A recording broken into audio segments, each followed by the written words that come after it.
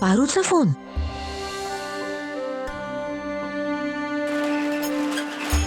पारू पारू पारू उठ. पारू डोळे उघड. पारू पारू उठ. पारू आदित्य प्रीतम. पारू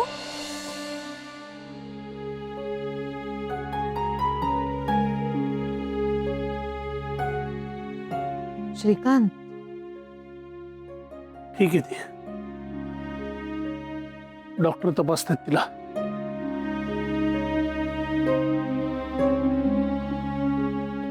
पारू, हो आई आहे इथेच आहे पारू. Thank you doctor.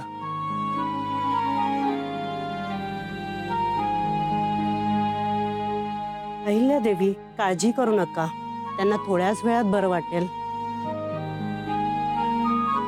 मी येते, काही असेल तर कॉल करा. नक्की.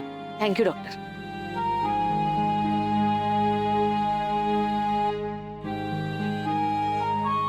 श्रीकांत, ती बरं वाटतंय ना आता तिला?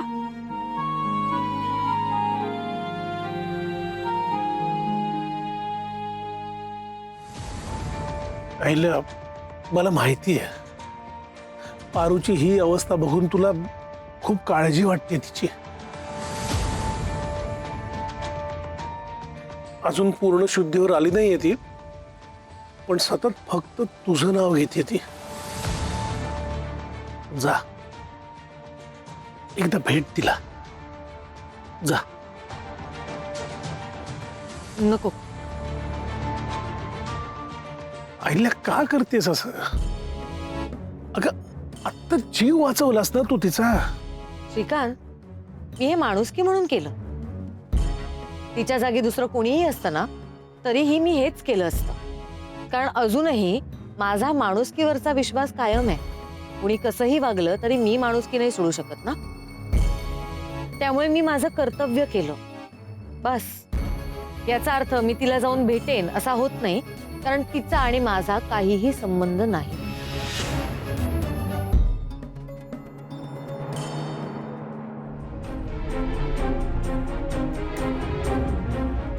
अहिल्या, तू स्वतःला नाही फसवू शकत. तुझं पारूवर आजही किती प्रेम आहे हे तुझ्या बोलण्यातून नाही, तर तुझ्या कृतीतून दिसून येते. तू काही बोललीस, कितीही नाकारलंस तरी तुला पारूची काळजी वाटतेय हे कळते मला.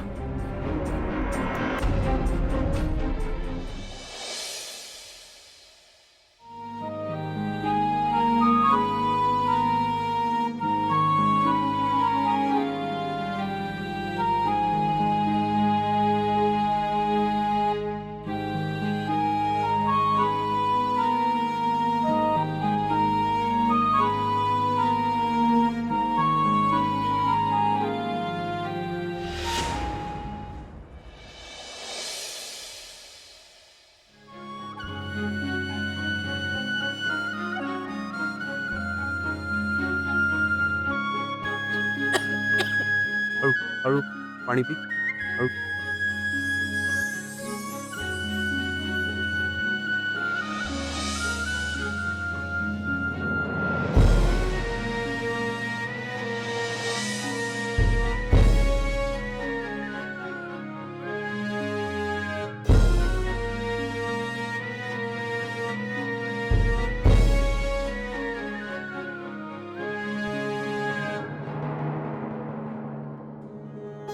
आरोग्य कशी आहेस तू? तू ठीक आहेस ना? तुला काही? प्रिया मॅडम, मी एकदम ठीक आहे. देवी आई, तुमचे आभार मानू तेवढे कमी आहेत. खरंच तुम्ही होतात म्हणून माझा जीव वाचला.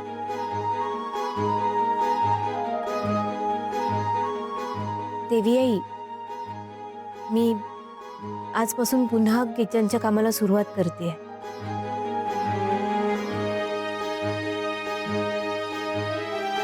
पारू, नाही, अजिबात नाही. आत्ताच एवढा मोठा प्रसंग टळलाय, आता पुन्हा रिस्क नाही घ्यायची, अजिबात नाही. हा, प्रिया मॅडम, अहो असं काय करताय तुम्ही सगळे? आणि देवी आई माझ्या पाठीशी असताना मला कधीच काहीच नाही होणार. त्यामुळे तुम्ही नका काळजी करू. यापुढे आम्ही काळजी घेऊन सावधगिरीनं काम करू. पण पारू किचन आता पुन्हा एकदा जोमात उभं राहणार. पारू, मला तुझी काळजी वाटते ग. नको करूस हे. नाही प्रिया मॅडम, हे बघा, मी जर का आता हार मानली ना तर सगळ्या बायका तुटतील. त्या कधीच उभ्या राहू शकणार नाही ना प्रिया मॅडम.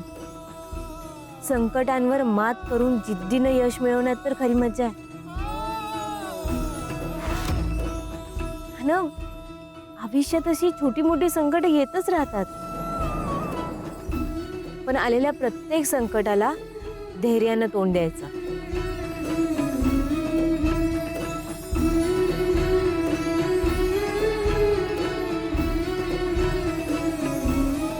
सगळ्या मागे आहे ना तो सुंदरच आहे, कमला राणीचा नवरा.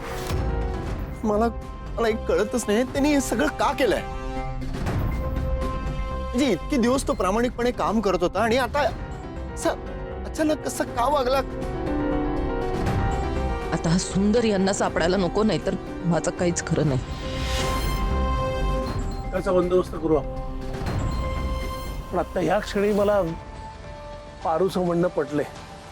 पारू किचनचं काम थांबता कामा नये. आणि पारू, तू काळजी करू नकोस, या कामामध्ये मी तुझ्या सोबत असेल. तू चालू कर तुझं काम. अरे देवा, गॅसचा वास येत.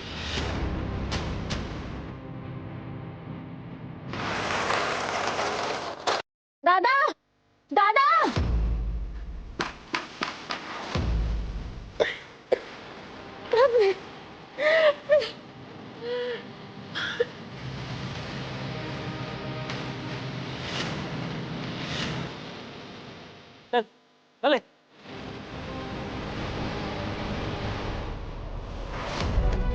सुंदर सुंदर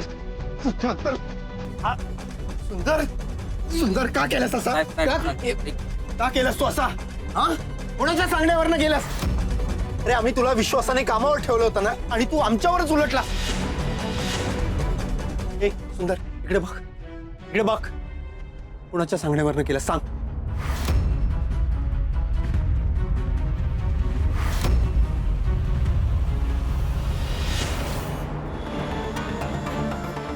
इकडे पटकन.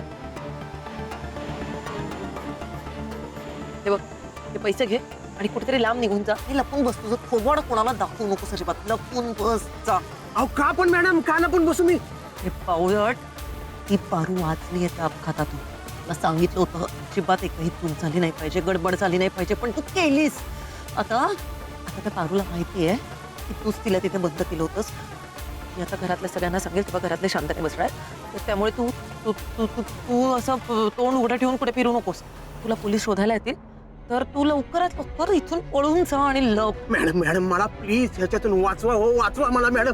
मला असलं काम करायचं नव्हतं, पण माझ्या मुलाच्या फी साठी हे काम करावं लागेल. ऐका माझं मॅडम. तुला तुझे पैसे मिळालेले आणि तू हे काम का केलंस, का नाही केलंस, हे याच्याशी मला काही घेणं देणं नाहीये.